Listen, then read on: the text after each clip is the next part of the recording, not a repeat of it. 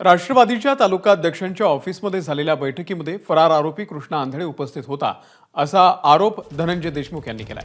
कृष्णा आंधळे कुठे आहे याचं उत्तर आता पोलिसांनीच द्यावं अशी मागणी धनंजय देशमुख यांनी केली आहे। पहिल्या दिवसापासून आतापर्यंत फक्त एक मागणी मागतोय, आम्हाला न्याय पाहिजे आणि न्यायासाठी पहिल्या दिवसापासून आतापर्यंत झगडतोय। मागच्या 2 वर्षापासून तो 307 या केसमध्ये फरार आहे आणि तो फरार असताना 29/11ला जे खंडणीचं जे प्रकरण समोर आलेलं आहे, एका राष्ट्रवादी काँग्रेसच्या तालुका अध्यक्षाच्या ऑफिसमध्ये जी मीटिंग झाली, जिथून आवादा कंपनीच्या अधिकाऱ्यांना धमकावलं गेलं, खंडणी मागण्यात आली, तिथं तो पोलीस अधिकाऱ्यांसोबत कृष्णा आंधळे हा तिथं उपस्थित आहे। हा आलाय कॅमेरामध्ये। जे काही प्रशासन आहे, जे काही पोलीस यंत्रणा आहे, यांनीच खरं तर ह्या प्रश्नाचं उत्तर दिलं पाहिजे की कृष्णा आंधळे कुठं आहे।